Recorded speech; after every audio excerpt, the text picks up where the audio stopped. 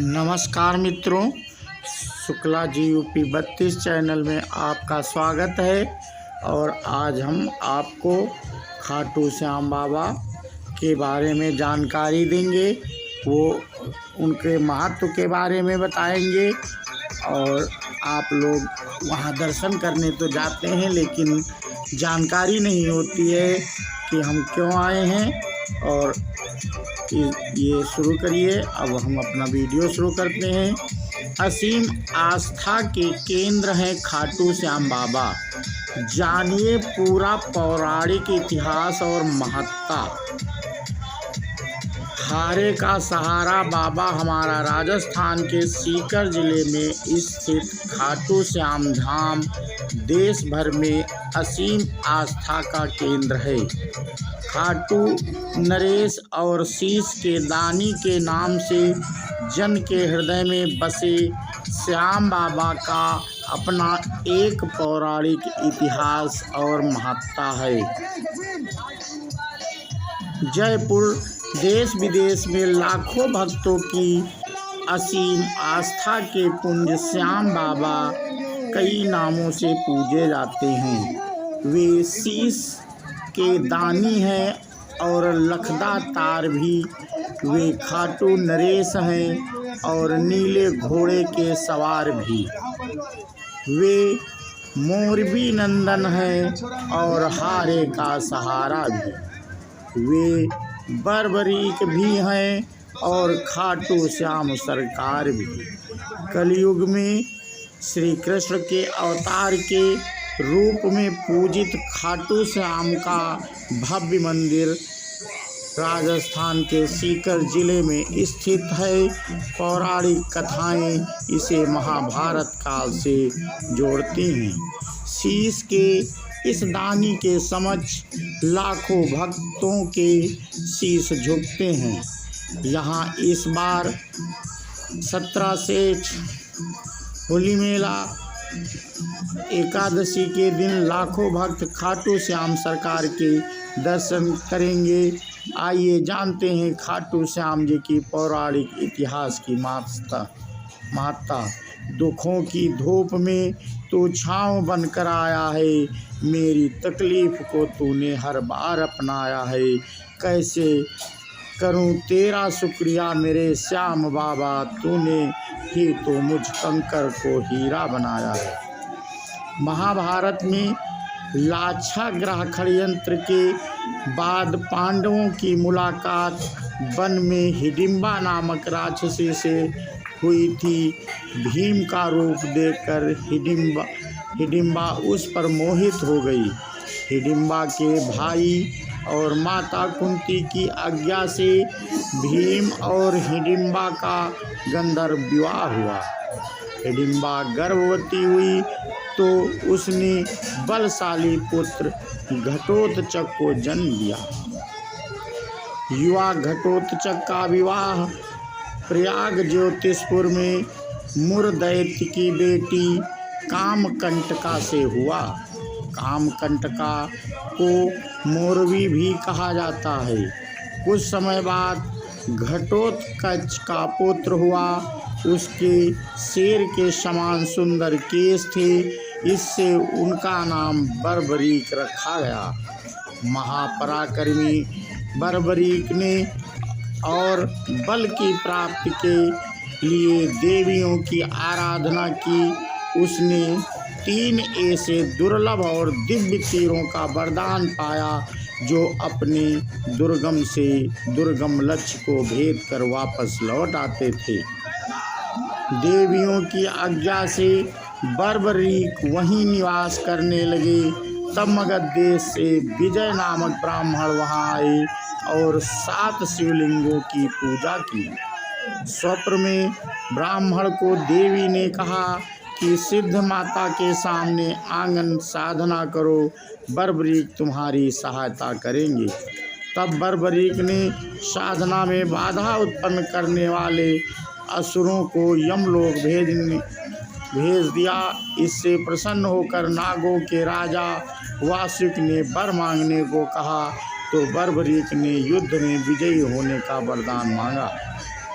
महाभारत में युद्ध भाग लेने के इरादे से बर्बरीक नीले घोड़े पर सवार होकर कुरुक्षेत्र की रणभूमि की ओर जाने लगा। तब माँ ने वचन लिया, जो कमज़ोर होगा या पक्ष हार रहा होगा तुम उसके पक्ष से लड़ोगे। श्री कृष्ण जानते थे कि कौरवों की हार निश्चित है। ऐसे में यदि बर्बरीक उनकी ओर से लड़ेगा तो महाभारत का युद्ध निर्णायक कुछ और हो सकता है। तब वे गरीब ब्राह्मण के रूप में बर्बरीक के सामने आए। अनजान बनकर उन्होंने पूछा कि तुम कौन हो और कुरुक्षेत्र में क्यों जा रहे हो। जवाब में बर्बरीक ने बताया कि वह एक दानी योद्धा है। श्री कृष्ण ने कहा कि तुम अपनी 3 तीरों से युद्ध में क्या कर सकते हो। बर्बरीक ने कहा कि यह दिव्य बाण है। श्री कृष्ण ने उनकी परीक्षा लेनी चाहिए तो बर्बरीक ने एक बाण चलाया जिससे पीपल के पेड़ के सारे पत्तों में छेद हो गया। एक पत्ता श्री कृष्ण के पैर के नीचे था, इसलिए बाण पैर के ऊपर ठहर गया। बर्बरीक ने कहा कि आप पैर हटा लें वरना यह पैर भेद देगा। श्री कृष्ण बर्बरीक की क्षमता से हैरान थे और किसी भी तरह से उसे युद्ध में भाग लेने से रोकना चाहते थे। श्री कृष्ण ने बर्बरीक से कहा कि तुम तो बड़े पराक्रमी हो, मुझ गरीब को कुछ दान नहीं दोगे। बर्बरीक ने जब दान मांगने के लिए कहा तो उन्होंने बर्बरीक से उसका शीश ही मांग लिया। बर्बरीक समझ गया कि यह ब्राह्मण नहीं कोई और है। उन्होंने कहा कि ब्राह्मण देव आप अपना वास्तविक परिचय दें। तब श्री कृष्ण ने वास्तविक परिचय दिया तो बर्बरीक ने खुशी खुशी शीश दान देना स्वीकार कर लिया। शीश दान से पहले बर्बरीक ने श्री कृष्ण से महाभारत युद्ध देखने की इच्छा जताई थी। इसलिए श्री कृष्ण ने बर्बरीक के कटे शीश को युद्ध अवलोकन के लिए एक ऊंचे पहाड़ पर पीपल के पेड़ स्थापित कर दिया। श्री कृष्ण ने प्रसन्न होकर बर्बरीक के उस कटे सिर को वरदान दिया कि कलयुग में तुम मेरे श्याम नाम से पूजित होगे। तुम्हारे स्मरण और दर्शन मात्र से ही भक्तों का कल्याण होगा और उन्हें धर्म अर्थ काम मोक्ष की प्राप्ति होगी। महाभारत के युद्ध में विजय श्री प्राप्त होने पर पांडव जीत का श्रेय लेने हेतु वाद विवाद कर रहे थे। तब श्री कृष्ण ने कहा कि इसका निर्णय बर्बरीक का शीश कर सकता है, क्योंकि उन्होंने पूरा युद्ध देखा है। तब बर्बरीक के शीश ने बताया कि मुझे तो युद्ध में श्री कृष्ण का सुदर्शन चक्र चलता नजर आया, जिससे कटे हुए वृक्ष की तरह योद्धा रणभूमि में गिर रहे। बंधुओं, यहाँ हर साल होली पे भी मेला जैसा होता है, वैसे हर माह एकादशी को हजारों की संख्या में भक्त मंदिर में बाबा के दर्शन को आते हैं। प्रत्येक वर्ष होली के दौरान खाटू श्याम जी का मेला लगता है और मार्च में श्याम बाबा का मेला लगेगा। मार्च को एकादशी के दिन इस मेले में देश विदेश से लाखों भक्तजन बाबा खाटू श्याम जी के दर्शन के लिए आते हैं। खाटू श्याम जी मेले का आकर्षण यहाँ होने वाली मानव सेवा है। गरीब अमीर सभी लोग यहाँ आम आदमी की तरह आकर श्रद्धालुओं की सेवा करते हैं। ऐसा करने से पुण्य की प्राप्ति होती है, सबकी मुरादें पूरी करते हैं। बाबा भक्तों की इस मंदिर में इतनी आस्था है कि वे अपने सारे सुखों को श्रेय उन्हें ही देते हैं। भक्त बताते हैं कि बाबा खाटू श्याम सभी की मुरादें पूरी करते हैं। खाटू श्याम में आस लगाने वालों की झोली बाबा खाली नहीं रखते। इन लोगों का विश्वास है कि बाबा का श्याम सभी की मुरादें पूरी करते हैं और रंक को भी राजा बना सकते हैं। भक्तों, देव उठनी एकादशी का जन्मोत्सव भी यहाँ मनाया जाता है और खाटू श्याम जी का जन्मोत्सव हर साल कार्तिक माह शुक्ल पक्ष की देव उठनी एकादशी को बड़ी धूमधाम से मनाया जाता है। श्री श्याम मंदिर कमेटी के द्वारा बाबा श्याम को इत्र से स्नान करवाकर गुलाब, चंपा, चमेली सहित अनेक प्रकार के फूलों के बने गजरों से बाबा श्याम को सजाया जाता है। मेवा मिश्री का केक बाबा श्याम को चढ़ाते हैं। जन्मोत्सव में भक्त लाखों की संख्या में श्याम बाबा के दरबार में हाजिरी लगाने आते हैं।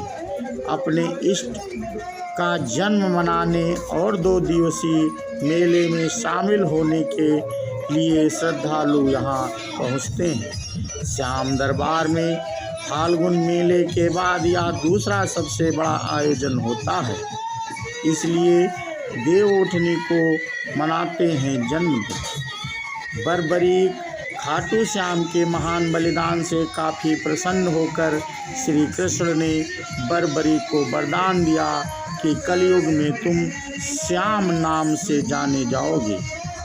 वरदान देने के बाद उनका शीश खाटू नगर वर्तमान राजस्थान राज्य के सीकर जिला में दफनाया गया, इसलिए उन्हें खाटू श्याम बाबा भी कहा जाता है। ऐसा लोकमत है कि एक गाय उस स्थान पर आकर प्रतिदिन अपने स्तनों से दूध की धारा स्वतः बहाती है। बाद में जब उस स्थान की खुदाई हुई तो वहाँ पर शीश प्रकट हुआ, जिससे कुछ दिनों के लिए एक ब्राह्मण को सौंप दिया गया। एक बार खाटू श्याम नगर के राजा को स्वप्न में मंदिर निर्माण के लिए और वह शीश मंदिर में सुशोभित करने के लिए प्रेरित किया गया। तब उस स्थान पर मंदिर का निर्माण किया गया और कार्तिक माह की एकादशी को शीश मंदिर में सुशोभित किया गया। इसलिए हमेशा देव उठनी एकादशी को ही श्री खाटू श्याम जी का जन्मदिन मनाया जाता है। शताब्दियों पुराना है बाबा का मूल मंदिर। ऐसा माना जाता है कि मूल मंदिर 1027 ईस्वा पूर्व रूप सिंह चौहान और उनकी पत्नी नर्मदा कंवर द्वारा बनाया गया था। मारवाड़ के शासक के निर्देश पर 1720 ईस्वी में मंदिर का जीर्णोद्धार कराया। मंदिर को उस समय अपने वर्तमान आकार में ले लिया गया और मूर्ति को गर्भगृह में स्थापित किया गया था। मूर्ति दुर्लभ पत्थर से बनी है। भगवान श्री कृष्ण का वचन सिद्ध हुआ और आज हम देखते हैं कि भगवान श्री खाटू श्याम बाबा जी अपने भक्तों पर निरंतर अपनी कृपा बनाए रखते हैं। बाबा श्याम अपने वचन अनुसार हारे का सहारा बनते हैं, इसलिए जो सारी दुनिया से हारा सताया होता है वो अगर सच्चे मन से बाबा श्याम के नामों का जप स्मरण करे तो उसका कल्याण अवश्य ही होता है। और बाबा के दरबार खुलने का समय गर्मियों में के मौसम में प्रातः 4 बजे से दोपहर 12:30 बजे तक और सायंकाल 4 बजे से रात 10 बजे तक और ठंडक के मौसम में प्रातः 5:30 बजे से दोपहर 1 बजे तक, सायंकाल 5 बजे से रात 9 बजे तक खुला श्याम का दरबार खुला रहता है। खाटू श्याम मंदिर के निकटतम रेलवे स्टेशन रिंग्स जंक्शन है। जयपुर से रेलवे स्टेशन तक ट्रेन जाती है। ट्रेन के सफ़र में लगभग 1.5 घंटा लगता है और ट्रेनें ज़्यादातर समय पर उपलब्ध होती हैं। जयपुर से लगभग 7 ट्रेनें हैं जो जयपुर रेलवे स्टेशन से 5:05, 12:40, 6:05, 8:40 तथा 1:25 पर प्रस्थान करती है। बाबा की महिमा परम्पार है। श्रद्धा विनती है कि बाबा श्याम इसी प्रकार अपने भक्तों पर अपनी कृपा बनाए रखें। खाटू श्याम जी की यह लेख अच्छा लगा हो तो शेयर और सब्सक्राइब कर दें, ज़रूर करें, जिससे अन्य लोग भी ये जानकारी पढ़ सकें। तो श्री खाटू श्याम बाबा की जय हो, मुरली वाले की जय हो, कृष्ण भगवान की जय हो।